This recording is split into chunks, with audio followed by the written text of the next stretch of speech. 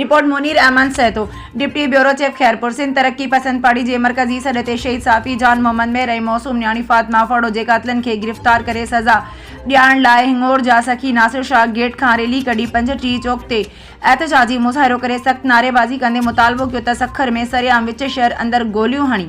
क़तल कयल शहीद साफ़ी जान मोहम्मद मेहर ऐं राणीपुर में बेदर्दी सां क़तल कयल शहीद फातिमा फड़ो जे क़त्ल में मुलविस अमूरनि जवाबदारनि खे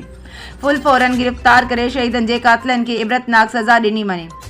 एहतजाज में समाजी अगवान जाम मोहब्बत सहतो समेत STP जे वर्करनि शिरकत करे सख़्त नारेबाज़ी कंदे मुतालबे जी घुर कई त शहीद साफ़ी जान मोहम्मद मेहर ऐं राणीपुर में शहीद थियल फातिमा फड़ो जा कातिल गिरफ़्तार कया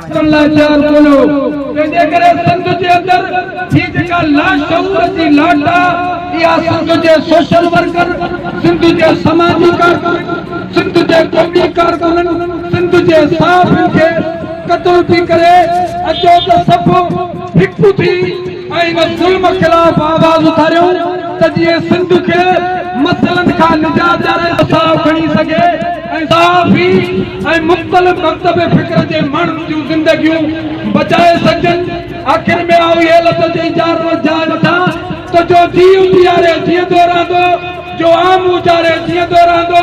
मूंखे तारीख़ ऐं तक़दीर ॾिनी पक्का जो सिंध सवारे सो जीअंदो रहंदो, जो सिंध सवारे जीअंदो रहंदो। हक़ मौजूद जिए डॉक्टर कादिर मक्सी साहब।